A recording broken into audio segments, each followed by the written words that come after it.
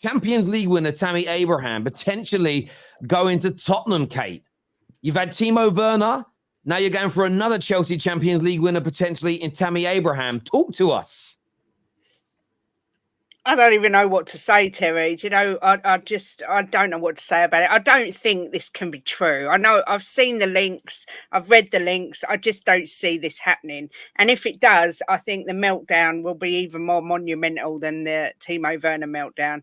I mean, this guy, he's not ripped it up while he's been abroad. It's just, I can't even think of what to say.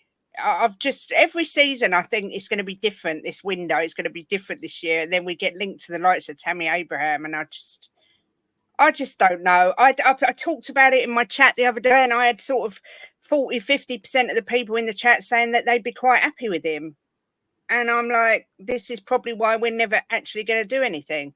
You know, for me, it's just not good enough. Terrible idea, but I don't see it happening, and that's a lot of hopium in there as well. I hear that. I mean, there are some Tottenham sort of in the nose that have said, no, this isn't happening. I do remember a lot of Tottenham in the nose also saying, though, Henry, that no way we're going to re-sign Timo Werner. And that ended up happening. Is it worrying? I mean, what is more worrying right now, your hair or the fact that you might be on to Tammy Abraham?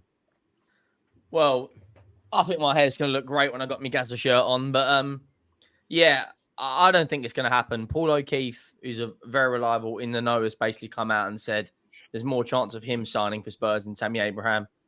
I've been saying it for a while. We have got a homegrown potential issue coming up with Sessegnon, Spence, Roden, Ollie Skip, a few others being linked to moves away. I mean, apparently he's available for £20 million. I'm not a fan, to be honest.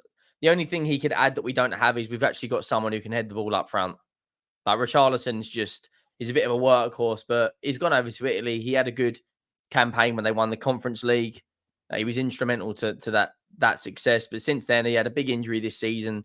I think he only played 6 games in the league. I think he had a ligament injury. I'm not a fan. I'd rather us go for another striker out there. But if Tottenham, you know, don't get an Eze and or don't get an attacking midfielder or Conor Gallagher, we're going to have to bring an English player in. And this is probably one of the reasons why we're linked to Tammy Abraham. But I strongly think it will not happen. And I hope it doesn't happen. Yeah, I mean, it might not. It might. Giuseppe, you're sitting there laughing. Talk to us.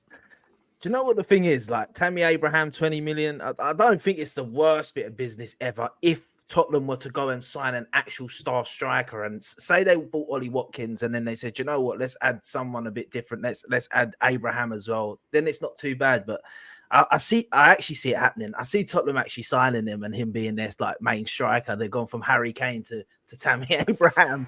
I mean, at least one of them's won a trophy. So 2 trophies, won multiple trophies. 2 trophies. Got a league title. Yeah. So listen, it might not happen. But there's never no smoke without fire, as they say. So there must be something in the works. As you said, it might be the England thing. But who else are Tottenham really going to sign when you look at the striker market right now? When you're seeing teams like Arsenal and stuff struggling for a striker. And let's be honest, we're definitely got more pull than Spurs right now. So if bigger teams... I don't think Arsenal need a striker, though. I just think you need another wide player who can contribute. Like, you scored 91 goals in the league. We actually need a striker. Like, we've got Richarlison, who somehow broke his pubic bone and was out for, you know, a month. We don't have any... If Son's not, you know, in form, we don't have anyone in our front line that can get 15, 16 Premier League goals a season, other than Son. We're crying out for someone. It's right in front of you, mate. Toney. Tony's right in front of you. But they want 60, 70 million. Apparently, we've only got 120 million to spend. And that's pushing every single boundary. We're not going to drop half of it on Toney. I will say this about the money that everybody keeps claiming their clubs have got to spend. I feel like it's misinformation. And what I mean by that is, yeah, there's 120 million to spend, but you don't spend all of it in one summer. That's what you've got available. It's amortized. So 50, 60 million pound can get you 200 million pounds worth, 250 million pounds worth of players. You know, if you sign a player if you sign him for 60 million pound is what Ivan Toney's going to cost. If you put him on a 5-year deal, what's that costing you? 12 million. This summer, it's costing you 12 million pound. So you've got the money. I honestly think I am so shocked that more teams are not beating down the door for Ivan Toney. I don't you got to think that I don't understand it. we need to bring in another left back. But Terry, the thing about that is sometimes even on those 5-year deals, the club might ask for a chunk of the 60 million upfront first in the first year and then spread the rest of the cost. And that first chunk might be what might be big. They might say, okay, here's the deal. We want 35 million right now. And then the rest of the 25 million. That, but then what you do though, Dyer, is you come to my old department of the bank, which is the football finance department, and you borrow the 60 million pound from the bank. You pay it straight out to Brentford, and then you pay it off in installments to the bank. Yes, there's interest to pay on that, but it's very small at that level of lending. So there's other ways around that as well. They're not, and all these clubs can borrow money. I don't think. But if they also borrow, the issue. If they borrow as well at the end of the financial year, doesn't that count towards their losses as regards to what you're owing as a debt? So that means your 105 that you have to do over 3 years, which you cannot exceed, might be exceeded in when you borrow money, it depends how your accountant does it. When you borrow money, that also counts. So say you borrow 60 million debt, but it also counts as 60 million that comes into your business. So but it shows up as a creditor. There's no doubt. So that does go on there, but so does every other transfer that you put onto your book. So I do agree that can happen where they want the money up front. But I just feel I'm not even talking Spurs specifically. I'm shocked. Arsenal, United have got him on their list according to reports. But Chelsea are looking at Duran. You've got Tammy Abraham linked to Spurs, and you just look Ivan Toney sitting there, ready and waiting to go. And I almost feel like fans now are making up BS reasons as to why he's not good enough, where a year ago everybody was tripping over to wanting to sign him. I feel there's a bit of I need to make a reason as to why he's not good enough. Agenda in some ways, isn't it?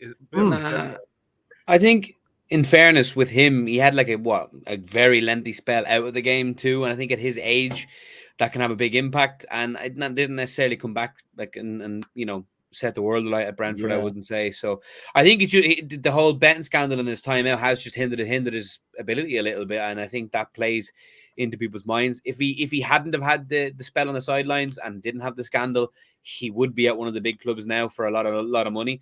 So it's a shame for his own personal reasons how it's gone. But I just think he's not the same player he was before the scandal, in all honesty.